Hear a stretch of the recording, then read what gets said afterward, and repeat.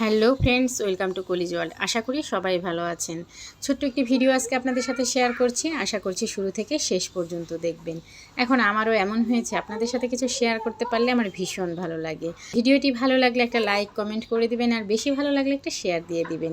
Good morning. সকাল সকাল উঠে এনাদের চেহারা না দেখলে আমার একদম ভালোই লাগে না। আজকে সকালবেলা বেলকুনিতে গিয়ে আমার মনটাই ভরে গেছে। পাশে একটা আম গাছ আছে, আম গাছ ভর আম। ওগুলো দেখে আমার যদিও কোনো লাভ নেই, ফুলটা দেখে আমার লাভ আছে, কারণ ফুলটা আমার গাছের। তো ফুল গাছটায় একটা দুটো করে ফুল ফুটে আমার ভীষণ ভালো লাগে। যাই হোক, আপনাদের সাথে একটা রেসিপি শেয়ার করি, পুঁই শাকের রায়তা। তো পুঁই শাক আমি লবণ দিয়ে সেদ্ধ করে নিয়েছি। এখন তেলের মধ্যে শুকনো মরিচ, পাঁচফোড়ন দিয়ে দিলাম। তো ভালো করে নেড়ে চেড়ে পুঁই শাকটাও দিয়ে দিলাম। তো পুঁই শাকটা দিয়েও ভালো করে একটু ভেজে নেব। তারপরে দিয়ে দিব কাঁচামরিচ আর সরিষা যে পেস্ট করে রেখেছিলাম সেটা। তো এখন এটা দিয়ে ভালো করে নেড়ে চেড়ে নেব। খুবই সিম্পল একটা রান্না, তবে খুব সুন্দর একটা রান্না। এই রান্নাটা যে এত টেস্ট হয় আমি আজকে না খেলে বুঝতেই পারতাম না। এটা হচ্ছে মৌমিতাদির একটা রেসিপি। মৌমিতাদি আমার ভিডিওটা দেখবে আমি জানি। মৌমিতাদি, আমি ঠিক মতো করতে পেরেছি তো? এটা ইন্ডিয়ান একটা দিদির সাথে আমার পরিচয় হয়েছে, সেই দিদির কাছ থেকে আমি রেসিপিটা নিয়েছি। তো তাই আমি আজকে ফার্স্ট টাইম বানালাম। তো ফার্স্ট টাইম বানিয়েছি ফাটাফাটি।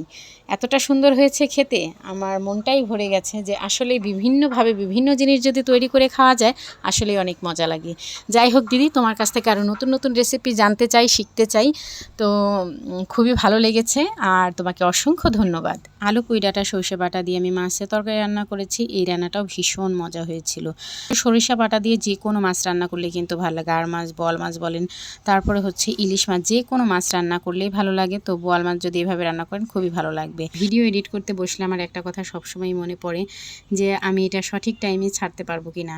অনেক সময় আমার মনে সঠিক টাইমটা আসলে আমি বুঝতে পারছি না, যে সকালবেলা বড় ভিডিও ছাড়বো নাকি সন্ধ্যাবেলা বড় ভিডিও ছাড়বো। তো যাই হোক, কখন ছাড়লে যে ভালো হয় আসলে সেটাই আমি এখনও বুঝতে পারছি না। তবে আপনাদের ভালোবাসা থাকলে আমি অবশ্যই বুঝতে পারবো কখন ছাড়লে আমার ভালো হবে। যখন ভিডিও রেডি করতে পারি না, তখন একটা কথাই মনে পড়ে, আমার ভাইয়ের কথা, আমার মেশোতো ভাই উৎস, ওর কথা। আমাকে একদিন কল দিয়েছিল, কল দিয়ে অনেক ইন্সপায়ার করেছিল। তো ওর কথাগুলো আমার সব সময় কানের মধ্যে লাগে। কি সুন্দর করে, ছোট্ট একটা মানুষ কি সুন্দর করে যে আমাকে বুঝিয়েছিল। তো আমি অনেক সময় আমার ছোটো বাবুটার দোহাই দিই, যে ছোটো বাবুর জন্য আমি এটা করতে পারি না, ওটা করতে পারি না, এই সংসারের এই ঝামেলার জন্য এটা করতে পারি না। কিন্তু ও খুব সুন্দর করে বলল, দিদি সংসার কিন্তু সবাই করে, সংসারের মধ্যেও এইসব কাজ সুন্দরভাবে করতে হয়। বলে যেটা হাতে নিয়েছো সেটা ভালোভাবে করার চেষ্টা করো। তো ভাই বিশ্বাস কর, আমি অনেক চেষ্টা করি, কিন্তু হয়তো অনেক সময় পারি না। যাই হোক, আস্তে আস্তেই সব হবে। সবাই আমাকে আশীর্বাদ করবেন, ভালো থাকবেন, সুস্থ থাকবেন। আর এদিকে এই যে দুই ভাই বোন আমার লিচু নিয়ে পড়েছে। তো আমার ছোট্ট বাবুর হাতটা যখন লিচুর উপরে পড়ে আমার খুব ভালো লাগে দেখতে। যাই হোক, সবাই ভালো থাকবেন, সুস্থ থাকবেন। Bye bye, tata.